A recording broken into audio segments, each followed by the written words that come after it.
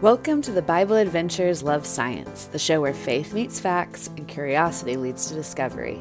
You'll join our three brothers, Chance the cheetah, Drexel the dragon, and Liam the lion, as they explore God's amazing world together, with hands-on activities and lots of laughs along the way. So buckle up, Bible Adventures. It's time to dive into God's world and discover how science and faith go hand in hand.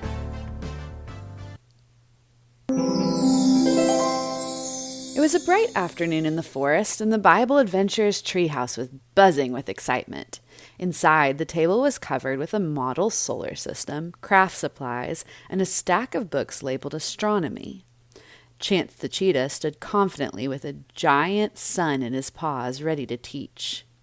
"Welcome back to the Bible Adventures Love Science," Chance said with a wide grin.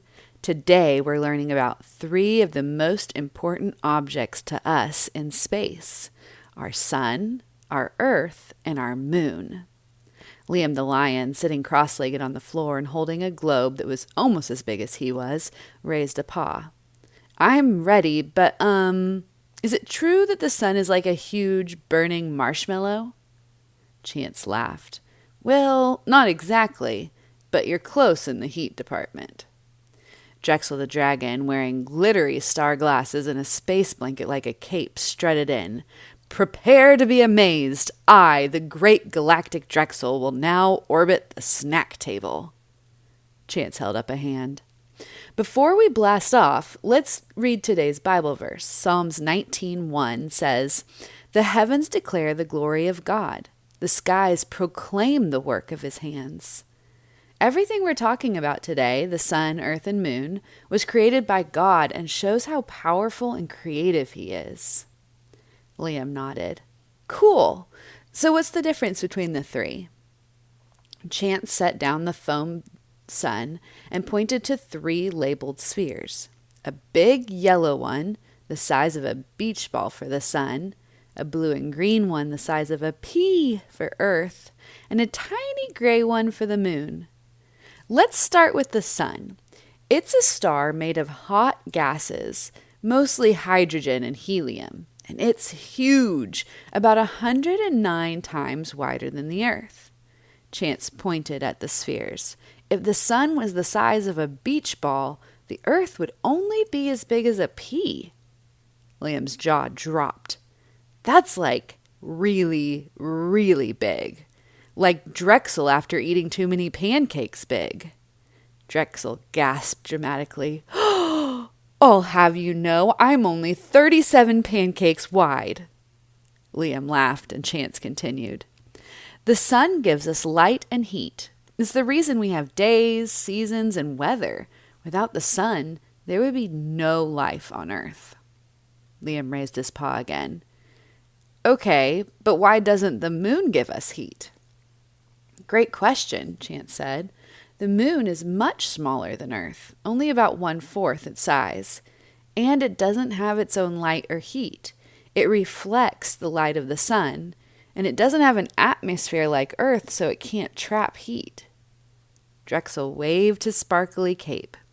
"So it's a cold nightlight floating in space?" "Exactly," Chance grinned. "Now, let's talk about Earth. It's the only planet we know of that supports life. It has water, an atmosphere, land, and seasons.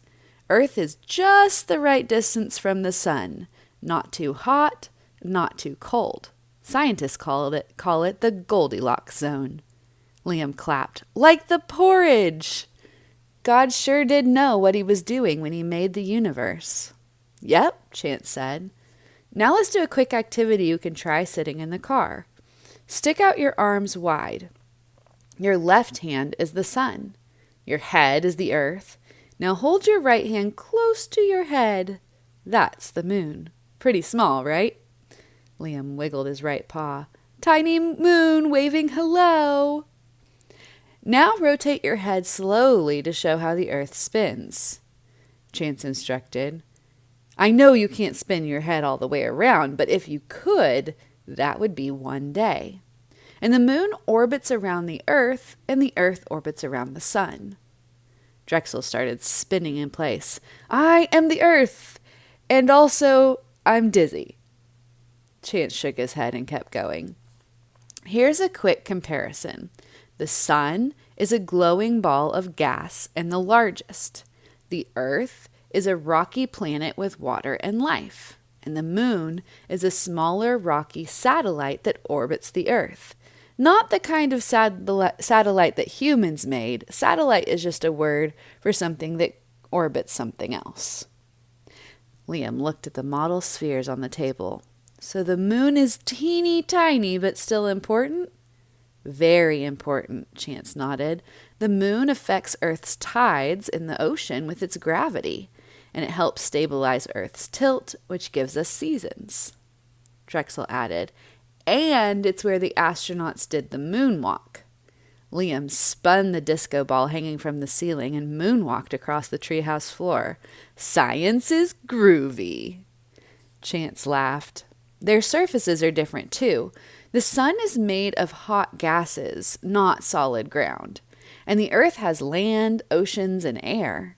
And the moon is dry, dusty, and full of craters. To explore this at home, Chance suggested, you could build a model. Use a basketball for the sun, a tennis ball for Earth, and a marble for the moon. Try to place them in a line, but remember, if you did this to scale, the sun would need to be a football field away from Earth, and moon would be much closer to Earth than the sun. Another activity, he added, is to look at the moon each night and draw its shape. Over about a month, you'll see it go through phases, from new moon to full moon and back again. Liam bounced. I love looking at the moon. It's like a nighttime buddy. Why does it change shape? Chance answered. It's not that it changes shape. It's just that the Earth casts a shadow on it, so the amount of light reflecting off of it is different as it rotates around the Earth. Drexel nodded. I think I like the sun more than the moon, though. It's like a big warm spotlight from God. Chance smiled. Exactly. God gave us the sun for light and warmth, the earth for life, and the moon for rhythm and beauty. Each one is unique, but it works together in a perfect pattern. Liam said thoughtfully, kind of like us brothers. We're different, but we work together. Drexel threw an arm around each of them. One big cosmic scientific family. As the sun started to lower in the sky outside, the brothers gathered their models, moon journals, and remaining pancakes. Remember, Chance said, the sun, earth, and moon are more than just space stuff.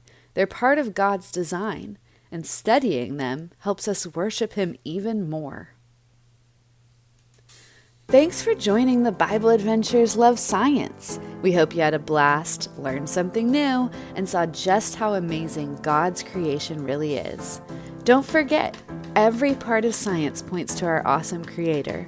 Whether it's studying the sky, learning about the laws of nature, or exploring in your own backyard, we can see how intelligently and creatively God made our world. See you next time, and remember, God gave you a mind for questions and a heart for wonder.